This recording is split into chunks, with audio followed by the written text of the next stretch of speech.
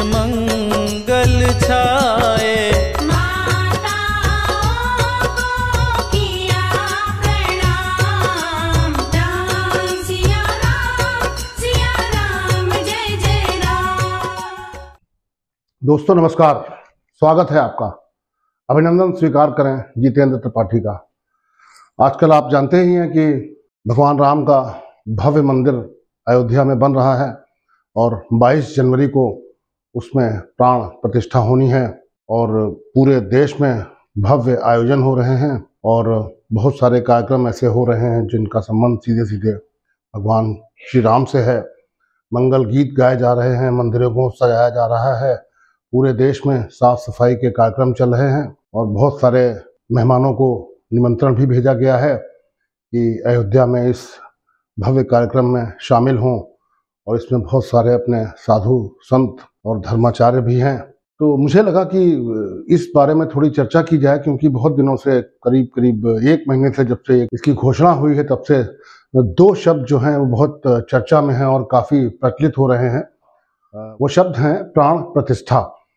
अब दोस्तों ये हर जगह चल रहा है, लेकिन ये होता क्या है, तो मैंने सोचा कि इसको थोड़ा पढ़ा जाए और इसको आपके समक्ष लाया जाए, जिससे कि आप सबको भी इसकी जानकारी हो कि प्राण प्रतिष्ठा एक्चुअली होती क्या है। तो जैसा कि भारतीय धर्मों में जब किसी मूर्ति की प्राण प्रतिष्ठा की जाती है तब मंत्र द्वारा उस देवी और देवता का आवाहन किया जाता है, यानी कि उनको बुलाया जाता है कि आप आइए, इस मूर्ति में विराजमान होइए, इसमें प्रतिष्ठित होइए। तो ये तो इसका शाब्दिक अर्थ हो गया। और इसी समय पहली बार जो है मूर्ति की मतलब उसे जो पट्टी बंधी होती है उसकी आंखें खोली जाती हैं और मूर्तियों की प्राण प्रतिष्ठा में महत्व जो है वो शिल्प की सुंदरता का तो होता नहीं है। अगर कोई साधारण सा पत्थर भी रख दिया जाए और उसकी जो है प्राण प्रतिष्ठा कर दी जाए तब भी वह उतना ही फलदायक होता है जितना कि कोई कलाकार द्वारा बनाई गई सुंदर मूर्ति होती है। बहुत से पवित्र देवस्थानों में, मंदिरों में हम ये देखते हैं और इसका सीधा सीधा जो उदाहरण है, जैसे अपने यहाँ केदारनाथ है। केदारनाथ में जो मूर्ति तो वहाँ है भी नहीं, वो एक अनगढ़ चट्टान या एक पाषाण मात्र है, लेकिन उसकी जो दिव्यता है वो अद्भुत है। मूर्ति का मूल्य उसके पत्थर की कीमत से अथवा उसकी सुंदरता से नहीं आंका जाता। यह इस बात पर निर्भर करता है कि उस स्थान विशेष की परिधि में पहुंचते ही साधक या श्रद्धालु को दिव्यता का अनुभव हो और भगवान के प्रति जो उसकी भक्ति है वो और जाग जाए और निखर जाए। ये दोस्तों जो प्राण प्रतिष्ठा है एक बहुत ही असाधारण और अद्भुत कार्य है और कोई ही हजारों वर्षों में जन्म लेता है जो मूर्तियों में प्राण प्रतिष्ठा कर सकने में समर्थ होता है। ऐसा हमारे शास्त्रों, वेद, पुराणों में लिखा हुआ है।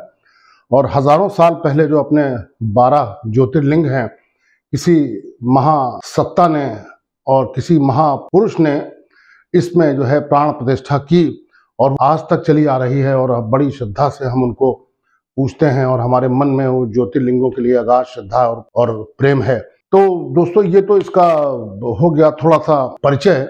अब चलते हैं कि कैसे ये इसकी प्रक्रिया क्या होती है और कैसे इसको किया जाता है। अब आपको जानकारी है ही कि राम मंदिर में जो प्रतिष्ठा होनी है, तो मूर्ति में प्राण प्रतिष्ठा क्या होती है और इसे कब और क्यों किया जाता है, तो मैं आपको इसके बारे में थोड़ा परिचय दूंगा कि संस्कृत शास्त्रों के अनुसार प्राण शब्द का अर्थ है जीवन शक्ति और प्रतिष्ठा का अर्थ है स्थापना। यानी प्राण प्रतिष्ठा का जो शाब्दिक अर्थ है जीवन शक्ति की स्थापना, या उस मूर्ति में जहाँ इसकी स्थापना होती है उसमें चेतना देना या उसको जागृत करना, उसमें ऊर्जा देना। अपने हिंदू धर्म में, सनातन धर्म में जो प्राण प्रतिष्ठा का जो कार्यक्रम है ये बहुत महत्वपूर्ण एक शास्त्रीय अनुष्ठान होता है और इसके द्वारा किसी मंदिर में इष्ट देवी या भगवान के विग्रह माने मूर्ति को प्रतिष्ठा दी जाती है।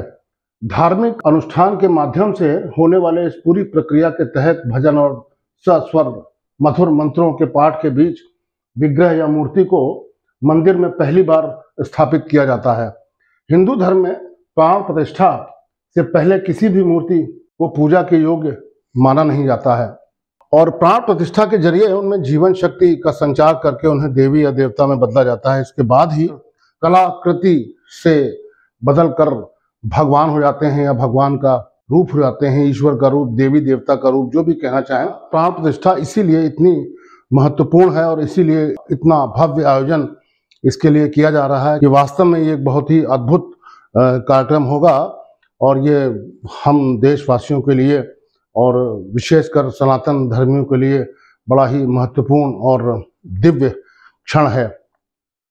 ये मैं एक वीडियो लाया हूं आपके लिए जिसमें भगवान हनुमान जी की जो है एक प्राण प्रतिष्ठा का एक कार्यक्रम है। तो इससे आपको थोड़ा सा अंदाजा लग जाएगा कि क्या होता है प्राण प्रतिष्ठा का कार्यक्रम और क्या उसकी विधि होती है और क्या उसकी प्रक्रिया होती है। तो वो मैं आपको दिखाना चाह रहा हूं। ये इस तरह से जब मूर्ति, जो नई मूर्ति बन के आती है, तो उसके बाद उसका जो विधि विधान से जो उसकी जो प्राण प्रतिष्ठा की जो तैयारी होती है वो इस प्रकार होती है कि मूर्ति को जो है पहले अनाज में रखा जाता है। प्राण प्रतिष्ठा अनुष्ठान के लिए सबसे पहले समारोह पूर्वक मूर्ति को मंदिर में लाया जाता है। तो ये इसका समारोह हो चुका होगा और अब ये मूर्ति जो है आ चुकी है और मंदिर के द्वार पर सम्मानित अतिथि की तरह मूर्ति का विशिष्ट तरीके से स्वागत किया जाता है। इसके बाद मूर्ति में भक्तिपूर्वक सुगंधित चीज़ों का लेप लगाते हैं। इसके बाद दूध और फिर गंगा जल से मूर्ति को नहलाते हैं कि जैसा इसमें आपको दिखाया जा रहा है कि इस समय देखिए ये दूध से हनुमान जी का जो है अभिषेक किया जा रहा है, इनको नहलाया जा रहा है। नहलाकर और फिर इसके बाद इनके लिए कुछ साफ वस्त्र तैयार किए गए हैं, नए वस्त्र, वो इस मूर्ति को पहनाए जाएंगे। और ऐसा ही बाकी मूर्तियों में जब प्राण प्रतिष्ठा होती है तो वहाँ भी किया जाता है कि इस तरह से नहला धुलाकर मूर्ति को स्वच्छ करके नए कपड़े, नए वस्त्र उनको पहनाए जाते हैं और नहलाकर साफ कपड़े से पोंछकर मूर्ति को प्राण प्रतिष्ठा योग्य बना दिया जाता है। इसके बाद मूर्ति को वही जैसा मैंने बताया कि साफ कपड़े जो हैं वो पहनाए जाएंगे और मंदिर के गर्भगृह में इसको रखकर जो पूजा की अर्चना की जो प्रक्रिया है वो की जाएगी। अब मूर्ति जो है किसी भी मंदिर में, मंदिर के तमाम सारे कक्ष होते हैं, तमाम सारे उसके हिस्से होते हैं, लेकिन जहाँ पर मूर्ति को स्थापित किया जाता है उस जगह का नाम होता है मंदिर में गर्भगृह। और इसी गर्भगृह के ऊपर होता है शिखर, जो कि मंदिर का सबसे ऊंचा हिस्सा होता है। और इसी शिखर पर ऊपर जो है कलश की स्थापना होती है और उसी कलश के ऊपर जो है धर्म ध्वजा लगाई जाती है। तो आप देख रहे हैं कि मूर्ति का जो है अभिषेक किया जा रहा है, इनको नहलाया जा रहा है। और ऐसा ही बाकी मंदिरों में जहाँ भी प्राण प्रतिष्ठा होती है इसी तरह का कार्यक्रम होता है। और इस प्रक्रिया के पहले पुजारी जो है देवता की मूर्ति को तय स्थान पर स्थापित करते हैं और वो तय स्थान वही होता है जो मैंने अभी आपको बताया, मंदिर का जो गर्भगृह होता है। इसमें जो सबसे महत्वपूर्ण बात है वो ये है कि मूर्ति का जो मुख है वो हमेशा पूर्व दिशा की ओर करके रखा जाता है।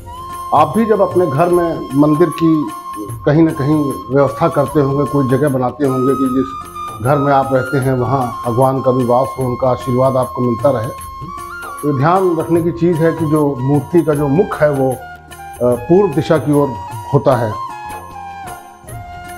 और पूर्व दिशा की ओर करके ही, मुख करके ही मूर्ति को जो है वो रखा जाता है।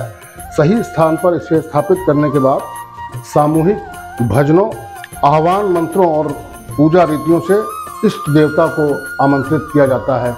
और अपने राम मंदिर के केस में तो कोई इसमें शक ही नहीं है कि जो इष्ट देवता हैं वो भगवान श्री राम ही हैं। और इसके बाद सबसे पहले मूर्ति की जो आँख है जिस पर पट्टी बंधी होती है, सबसे पहले वो जो मूर्ति की आँख पर पट्टी होती है वो पट्टी खोली जाती है।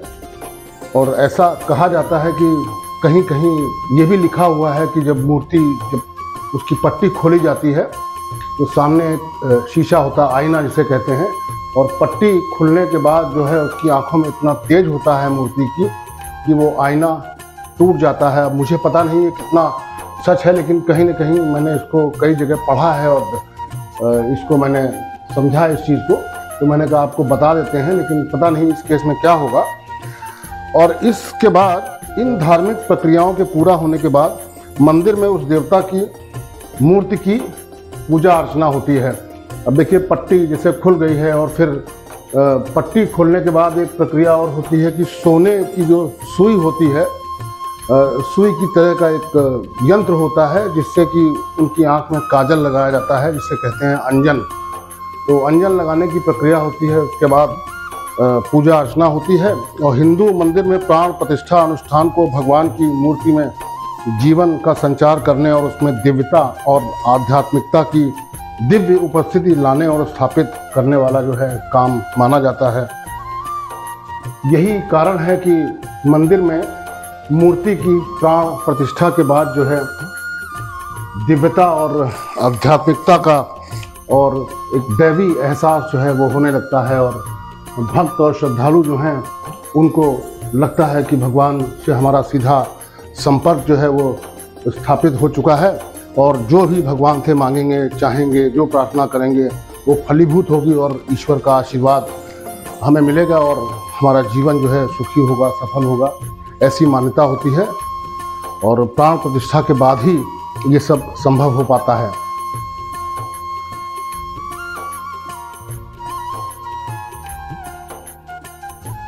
तो देखिए ये मूर्ति का जो जितना भी कार्यक्रम होना था, जो भी वैदिक जो परंपरा है उसके हिसाब से मूर्ति को नहला दिया गया है, धुला दिया गया है। अब यहाँ कपड़े पहना दिए गए हैं मूर्ति को। मूर्ति देखिए गर्भगृह में स्थापित होने को आ चुकी है, और ये निश्चित रूप से मंदिर का गर्भगृह ही होगा जहाँ मूर्ति स्थापित की जाएगी। तो चलिए ये मैंने आपको एक वीडियो दिखाया इसलिए कि आपको थोड़ा सा इस बात का अंदाज़ा हो जाए, एहसास हो जाए कि किस तरह से ये पूजा अर्चना और प्राण प्रतिष्ठा जो है होती है।